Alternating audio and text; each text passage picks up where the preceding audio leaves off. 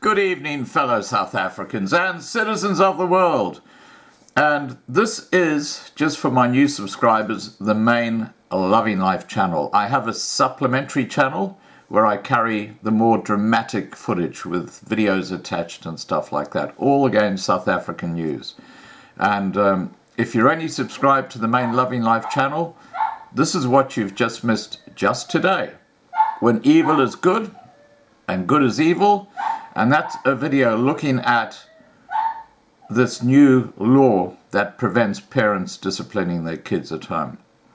Then we have a video which talks about this farmer who's now in prison for murder after his farm was raided. And after this African fellow was killed by the farmer, how his farm was completely gutted by miners from a nearby mine. They came as a form of retribution, and they just cleaned out his farm, and you can see video footage of that. It's actually shocking. And then we have a short video, Welcome to Africa, talking about corruption and the leaky bucket syndrome, which I think you'll find interesting. And finally, and really to the point, is a desperate situation of drought-ridden Cape, and there's a video attached there where you can actually see these sheep which are completely desperate to try and get food. It's quite tragic what's happening, and this is a subject that we're going to be following up on the main channel and on the supplementary channel. Now, getting back to topic, there has been some discussion in the media about whether there is or not an increase in the number of South Africans leaving the country. And this is a very interesting article, and this is a shout out to Marlene who drew this to my attention. The article is by David Kaplan, and it's dated earlier today. And he says, "We must recognize the extent of emigration and its impact. All the indications are that emigration from South Africa will accelerate. As a consequence, South Africa is an attractive destination for skilled immigrants, and this attraction is likely to increase." David Buckham, in his article, "Are Skilled White South Africans Really Emigrating at an Accelerating Rate," which was published in the Daily Maverick on the 1st of October 2019, assumes that skilled immigration is a white phenomenon. It is not. A significant and growing proportion of South African skilled immigrants are black. In sharp contradiction to the data that he himself cites, Buckland claims there is no indication in the primary data sources that the rate of immigration is accelerating. South Africa does not record the number of immigrants. The number of South African immigrants has therefore to be obtained from countries to which South Africans emigrate. These countries record the number of residents that were born in South Africa. The major destinations for South African immigrants can be divided into three categories. The 5 large English-speaking countries, namely UK, US, Canada, Australia, and New Zealand, the so-called Big Five, like my Big Five. The United Arab Emirates, or UAE, the Gulf, and other developed OECD countries. In 2000, there were an estimated 435,000 South African residents in these three country categories. The best estimate for 2017, extrapolating from earlier data in a few cases, is that the total number increased by almost 90% to some 820,000.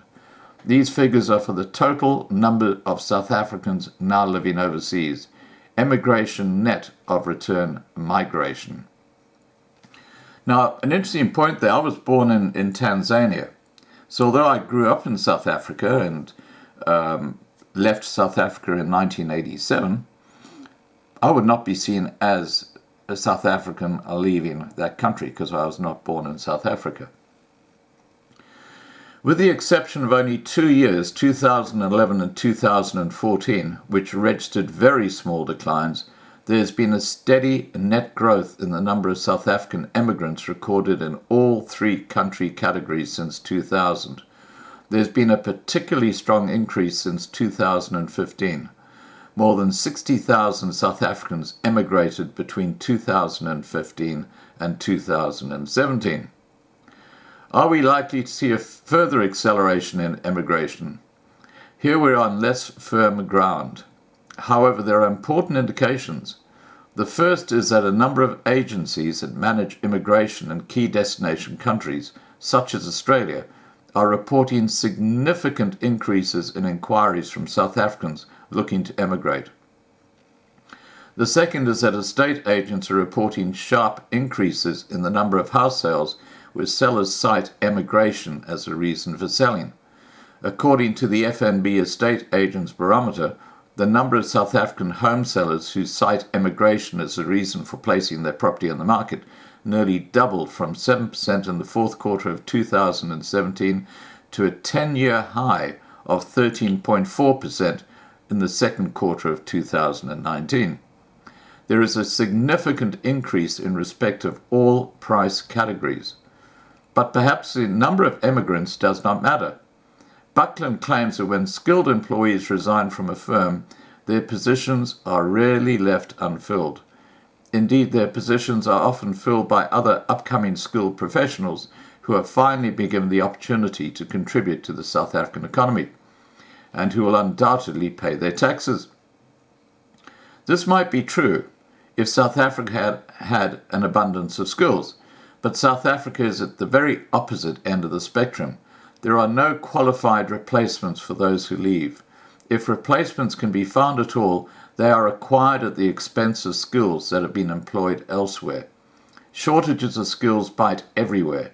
Shortages of teachers cripple schools. Shortages of skilled doctors and nurses cripple hospitals. When a business closes because the owner emigrates, is there another business waiting in the wings, ready to take its place? Probably not.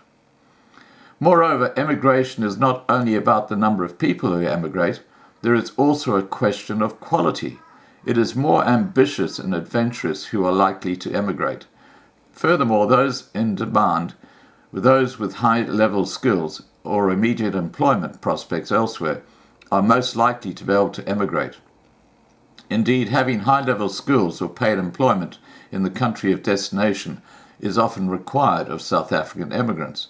The great majority of South African immigrants who have been economically successful, as one indication, in Australia, the weekly median family income of South African-born immigrants in 2016 was 39% higher than the median family income of the Australian-born population.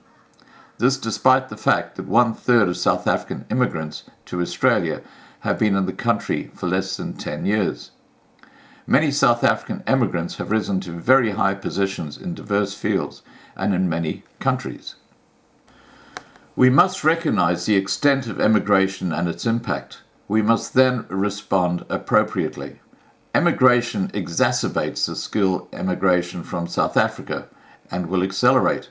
As a consequence, South Africa is an attractive destination for skilled immigrants, and the attraction is likely to increase. The Treasury discussion paper, Economic Transformation, Inclusive Growth and Competitiveness Towards an Economic Strategy for South Africa, calls for the easing of immigration regulations for individuals with tertiary education as a means to address the skills restraint.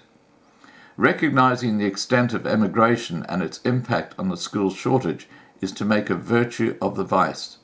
Emigration significantly reinforces both the need and the potential for South Africa to attract skilled immigrants.